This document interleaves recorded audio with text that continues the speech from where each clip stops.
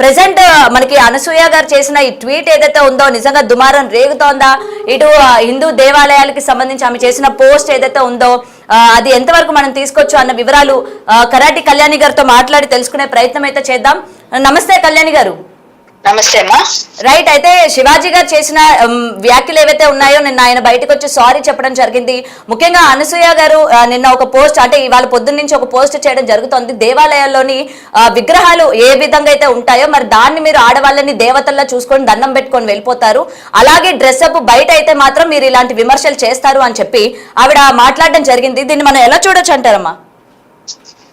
అనసూయ గారు వివాదాన్ని చిలికి గాలివాన చేస్తున్నట్టుగా అవసరం లేకుండా పెద్దగా చేస్తున్నారు ఆవిడ. యాక్చువల్ గా ఆ అమ్మాయి ఎవరిష్టం వాళ్ళది అని మన రాజ్యాంగంలో ఉంది అని, రాజ్యాంగం ఓన్లీ వాక్ స్వాతంత్రాన్ని ఇచ్చింది తప్ప విచ్చలవిడిగా బట్టలు వేసుకోండి ఎక్కడ స్వాతంత్రం ఇవ్వలేదు.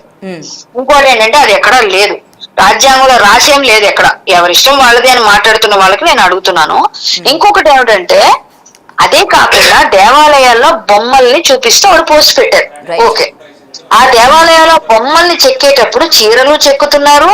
అలాగే అప్పట్లో మీరు చూస్తే పాత సినిమాల్లో మీకు ఎగ్జాంపుల్ చెప్పుకున్నా కూడా ఉల్లి పొర లాంటి చీరలు ఉండేవి, కానీ ఒంటికి నిండా బట్టలు ఉండేవి. అవును, కానీ ఒంటి మనిషి తాలూకా ఎలా ఉంది అంటే వాళ్ళ తాలూకా షేప్ అని మనం అనకూడదు, ఒక విధంగా చెప్పాలంటే ఆ సౌందర్యాన్ని వాళ్ళు వ్యక్తీకరించేటట్టుగా చిత్రీకరించేవారు కదా.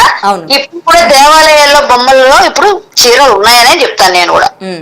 చీరలు ఉన్నాయి. ఆ శిల్పి ఆ ఉంపు సంపులు అలా చెక్కాడు ఆయన. పక్కాగా చీరలు ఉంటాయి, చీరలతోనే చెక్కుతారు, చీరలు లేకుండా ఏం చెక్కలేదు ఆయన. మీరు ఎలా దాన్ని అంటారు? చీరలు ఉన్నాయి అక్కడ, నేను డిబేట్ చేస్తా. చీర లేకుండా ఎట్లా ఉంటదండి? ఒక విగ్రహం చెక్కే శిల్పికి ఆ దృష్టికోణంలో ఇలా ఉండాలి. నాకు అజంతా శిల్పం ఎలా ఉంటుంది, ఎల్లోరా శిల్పం ఎలా ఉంటుంది, ఆయనకు ఒకటి ఉంటుంది దృష్టికోణం.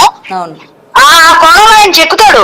అలాంటప్పుడు చీరలు లేకుండా ఉంటే కుర్చీలు అవన్నీ ఎందుకు వచ్చాయి? ఆ కుర్చీలన్నీ అవే చీరలకి, అవన్నీ చీరలే. మనకు రాతి మీద కనిపించవు అంత క్లియర్ గా. కాకపోతే రాతి మీద చీర ఉంది అంటే చీరలు వస్తాయి, చాలా డీటెయిల్డ్ గా ఉన్నవి కూడా ఉన్నాయి. ఇంకొంతమంది మామూలుగా అండర్స్టూడ్ అనమాట కొన్ని, అంతే కదా.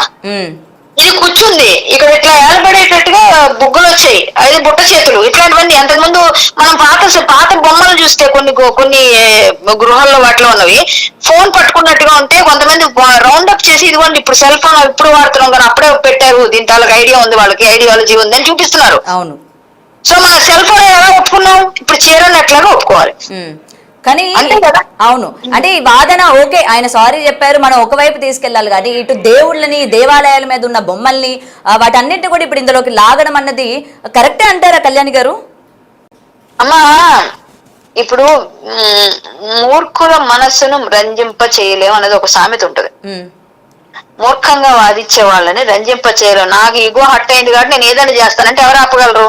అదే, నా ఈగో హట్ అయింది కాబట్టి నేను ఏదైనా చేస్తా, అందరూ నన్ను తిడుతున్నారు కాబట్టి నా ఈగో హట్ అయింది అంటే ఎట్లా చెప్పగలరు? కాబట్టి ఎవరి ఆత్మ విమర్శ వాళ్ళు చేసుకోవాలి. ఇప్పుడు వాళ్ళ ఇంట్లో వాళ్ళకి నచ్చినట్టు వాళ్ళు ఉండొచ్చు, వాళ్ళకి నచ్చినట్టుగా వాళ్ళు ఎలా అయినా వాళ్ళ ప్రైవేట్ పార్టీస్ లో ఎక్కడైనా తిరగొచ్చు, లేకపోతే ఫ్యామిలీతో బయటకు అవుటింగ్కి వెళ్ళినప్పుడు ఏమైనా చేయొచ్చు. పబ్లిక్ ఫంక్షన్ లోకి మంచిగా రండి అమ్మా అని చెప్పడం కూడా తప్పైతే అలా చెప్పే విధానం తప్పే. నేను కూడా చెప్తున్నా, చెప్పే విధానం తప్పుంది కాబట్టి క్షమాపణ చెప్పినందుకు మనం సాటిస్ఫైడ్ అందరూ.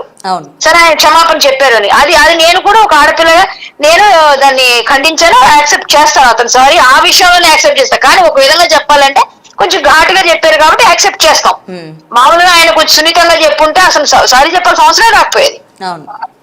కాబట్టి ఒక్కటండి, ఇది ఏమైనప్పటికీ కూడా అనసూయ గారు ఇంకా పెద్ద చేయడం కరెక్ట్ కాదని నా అభిప్రాయం. దేవాలయాల్లో బొమ్మలకి వీటికి కనెక్ట్ చేస్తే నా దగ్గరకు వచ్చి మాట్లాడితే నేను కూడా ఇది చెప్తాను. ఇప్పుడు దేవాలయ బొమ్మల్లో అక్కడ చీర ఉందని నాకు కనిపిస్తుంది, నీకు చీర కనబడట్లేదు, నీ దృష్టి కోణంలో చూస్తే కనబడదు, నా దృష్టిలో కనిపిస్తుంది నాకు. ఎందుకంటే నేను నా దృష్టి అలాగే ఉంది కాబట్టి. సో అయిపోయింది. ఇంకొక విషయం చెప్తాను. ఇప్పుడు ఆమె నా ఇష్టం నా డ్రెస్ అంటే వాడి చూపు వాడి ఇష్టం, అంటే కమెంట్ వాడు చేస్తే వాడి ఇష్టం, మీరెవరు క్వశ్చన్ చేయడానికి అన్నట్టేనా?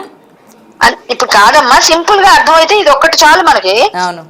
వాడు ఇప్పుడు నా ఇష్టం నా డ్రెస్ నువ్వెవరు కామెంట్ చేయడానికంటే, నా చూపు నా ఇష్టం నువ్వెవరు నన్ను అడగడానికి, నా చూపు అక్కడే ఉందా నువ్వెందుకు చూస్తున్నావు నన్ను అంటే, అంతే కదా, సింపుల్ అయిపోయింది అక్కడే.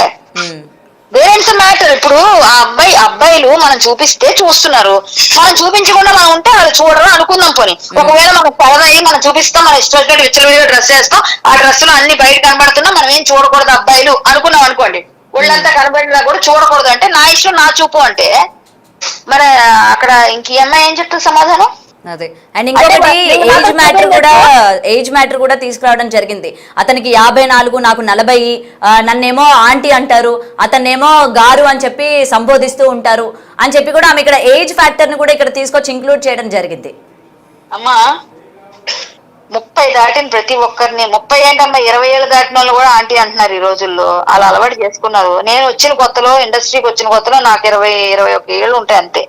అప్పుడు నన్ను ఆంటీ అని పిలిస్తే నేను కూడా ఇలాగే చూశాను, ఏంటి నన్ను నేను ఆంటీ, నా పెళ్లి కూడా అవ్వలేదు అప్పుడు నాకు. అంటే నేను ఆ టైంలో ఇక్కడ వచ్చిన నన్ను కూడా అట్లా పిలిచారు. చిన్నపిల్లలు కాదు, మళ్ళీ పెద్దోళ్ళు, మనకన్నా వాళ్ళు పెద్దగా ఉంటారు ఆంటీ. ఇప్పుడు అందరూ అక్క అంటున్నారు, ఇంకా సంతోషపడాలి. ఆంటీ ఆంటీ అనేవారు, ఆంటీ అనేంత మాత్రం నువ్వు ఆంటీ అయిపోతావు లేదు, కానీ నువ్వు ఆంటీనే కదా, నువ్వు ఒప్పుకోవాలి కదా. ఎవరైనా కానీ మనం నేను ఆంటీ కాదంటే ఒప్పుకుంటారమ్మా చెప్పు ఒకసారి. డెఫినెట్ గా. అలాగే నాకు తెలుసు కదా, నన్ను ఆంటీ అనకూడదు అంటే మిమ్మల్ని ఏమన్నారు మరి? అక్క అని పిలవాలా, చెల్లి అని పిలవాలా, స్వీట్ 16 పాప అని పిలవాలా, ఎలా పిలాలి మీరు చెప్పండి. అలా పిలుస్తారు. కానీ ఒకటేనండి, ఆయనకి 54 అయినా అన్న అంటారు, మిమ్మల్ని అక్క అంటారు. తప్పే ఉంది, అక్క అన్న అనుకోవడం తప్పలేదు. మనం ఆంటీ అంటే ఫీల్ అవుతాం అంటే మళ్ళీ దానికి ఇంకోటి, అలా దేనికి పెడితే అన్నిటి ఫీల్. ప్లస్ ఇంకోటి ఏంటంటే వీళ్ళన్నీ చూపిస్తే పర్వాలేదు కానీ మేము చూడకూడదు అంటే ఎలా అన్నది వాళ్ళ క్వశ్చన్ నుంచి కూడా వస్తుంది. అంటే నా భర్తకి లేనిది, లేకపోతే నా ఇంట్లో వాళ్ళు నాకు అభ్యంతరకరం చెప్పండి, మీరెవరు నాకు చెప్పడానికి, మీరెవరు నన్ను క్వశ్చన్ చేయడానికి, బట్టల గురించి చెప్పడానికి మీరెవరు అని చెప్పి వీళ్ళందరూ ఇవాళ బయటకు వచ్చి మాట్లాడుతూ ఉన్నారు. పాయల్ కావచ్చు, లేకపోతే చిన్మయ్ గారు, అనసూయ గారు, ఈవిడేంటంటే ఇంకొంచెం ఎక్స్టెండ్ అయ్యి దేవాలయాల గురించి కూడా మాట్లాడడం జరిగింది. అంటే మన ఇష్టం వచ్చినట్టు ఇండస్ట్రీలో ఉన్నాం కదా, మనకు నచ్చిన బట్టలు వేసుకోవచ్చు, మనకి నచ్చినట్టు చూపించవచ్చు, నచ్చినట్టు మనం తిరగొచ్చు, బట్ ఎవరైనా ఏమైనా అంటే మేము ఊరుకునేది లేదు అన్న ఈ ధోరణి ఏదైతే ఉందో ఇది కరెక్ట్ అంటారా అసలు?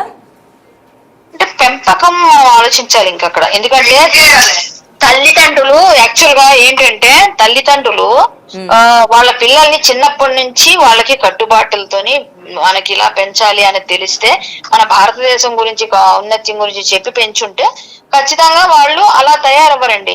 ఇప్పుడు మీరెవరు నాకు అనడానికంటే, ఇప్పుడు స్కూల్లో టీచర్ కొట్టినప్పుడు చిన్నప్పుడు మమ్మల్ని కొడితే మేమందరం భరించేవాళ్ళం, మండ చూపించేవాళ్ళం.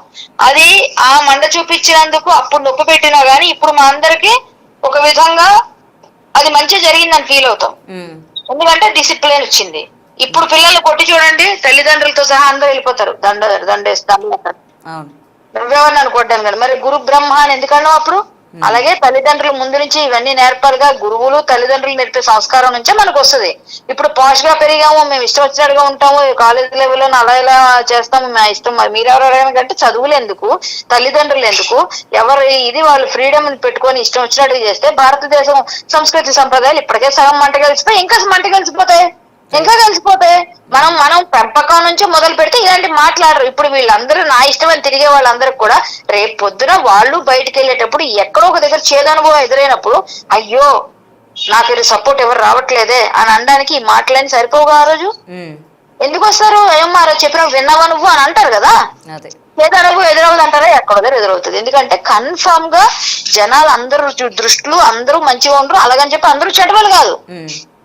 మన ఇప్పుడు ఇంత గట్టిగా వాదించారు కాబట్టి కావాలని ఎక్కడైనా ఏదైనా చిన్న చేయాలని చేసినా కూడా ఎందుకని మీరు అలా మాట్లాడారు అనడానికన్నా కూడా ఇప్పుడు రివర్స్ ఇప్పుడు ఏదో విధంగా చేదనుభవం ఎదురైతే బాధే కదా అది ఆడపిల్లకి. సో అందుకని అంత పెద్దగా వెళ్లకుండా మాక్సిమం కట్ చేసుకొని అలా ఉంటే బెటర్ అని నా ఉద్దేశం. లేదు ఇంకా లాగుతాను ఇంకా చేస్తాను అది ఇది అంటే ఎవరిష్టం వాళ్ళకంటే ఇంకా మనం చెప్పడానికి మనకి ఎందుకంటే ఇంకా మనం కూడా కొంతకాలం చెప్పగా వినకపోతే చరంగా చూడాలంటారు, అంతే సింపుల్. రైట్ మా, థ్యాంక్ యూ అండి. రైట్. అయితే ఇప్పటికే ఈ వివాదం మనం చూస్తూ ఉన్నాము, చిలికి గాలివాన అయినట్టు ఆల్రెడీ సారీ అనేది చెప్పారు కదా. మళ్ళీ ఇంకా ఎందుకు ఇప్పుడు ఏంటంటే అనసూయ గారు ఏదైతే బాధపడ్డారో అది అక్కడి వరకు అందరూ కూడా సమర్థించారు. ఎస్ ఓకే, మీరు మీ బట్టల గురించి అలాగే చేసిన భాష ఏదైతే యూజ్ చేసామో అది కరెక్ట్ కాదు కాబట్టి అని చెప్పి ఆయన సారీ చెప్పడం కూడా జరిగింది. అయితే దాన్ని కూడా వ్యంగ్యంగా తీసుకుంటూ నిన్న ఆమె నడిపిన ఒక లైవ్ లోని సోకాల్డ్ ఏజ్ గురించి మాట్లాడుతూ దట్టు ఒక సింపతి కార్డ్ అనేది మీరు అక్కడ ప్లే చేశారు. మీరు ఒక్కరు అక్కడ మొత్తం కూడా కూర్చొని మీరు ఒక బాధితుడిలాగా మీ మీద అందరూ విరుచుకు విరుచుకుపడుతున్నారు అన్నట్టు మాట్లాడుతున్నారు అన్నట్టు మనకు ఆ లైవ్ లో కూడా ఆమె మాట్లాడడం జరిగింది. అండ్ సరే ఇక్కడ వరకు ఆగకుండా ఈ రోజు ఆమె చేసిన ఇన్స్టా పోస్టులు కనుక మనం చూసుకున్నట్లయితే ముఖ్యంగా దేవాలయాలపైన ఉన్న విగ్రహాలని ఉద్దేశిస్తూ అక్కడున్న ఆ విగ్రహాలని ఆమె మీరు అంటే జనాలు ఏ విధంగా చూస్తారు అంటే అది గుడిలో ఉంది కాబట్టి అది మంచిది, గుడి బయట ఉంటే చెడ్డదా, ఇది ఎలా అవుతుంది అంటే దీన్ని ఎలా మీరు ఈ విధంగా కన్వర్ట్ చేస్తున్నారు అని చెప్పి కూడా ఆమె రియాక్ట్ అయిన విధానం ఏదైతే ఉందో అక్కడైతే లేడీస్ కి తల వంచి మీరు దండం పెట్టుకుంటారు, బయట మీకు అదే వస్త్రాధరణలో కనుక కనిపించినట్లయితే ఈ విధంగా మాట్లాడతారు. ఆమె రియాక్ట్ అవ్వడం కూడా జరిగింది. దానికి సంబంధించి చాలా మంది కూడా ఆమెకి సపోర్ట్ చేస్తూ మాట్లాడిన విధానం కూడా మనకి ఇప్పటికే ఇన్స్టాగ్రామ్ లో కూడా పోస్టుల్లో కూడా చూసాం. మరి మీకేమనిపిస్తుంది అసలు అంటే ఈ విధంగా ఓకే ఇక్కడ ఈ ఇష్యూ ఏదైతే ఉందో ఇటు ఆడవాళ్ళని అలాగే ఆడవాళ్ళ యొక్క డ్రెస్సింగ్ గురించి ఉద్దేశిస్తూ మాట్లాడిన విధానం ఏదైతే ఉందో శివాజీ సంబంధించి చాలా మంది ఫైర్ అయ్యారు, ఇండస్ట్రీ నుంచి చాలా మంది యాక్ట్రెస్లు అండ్ పెద్ద పెద్ద వాళ్ళందరూ కూడా రియాక్ట్ అయ్యారు హీరోలతో సహా. ఆ విధంగా మనలో ఉన్న అంటే మన ఫీల్డ్ లో ఉన్న వాళ్ళని మనమే ఈ విధంగా కించపరుచుకుంటే ఎలా అని చెప్పి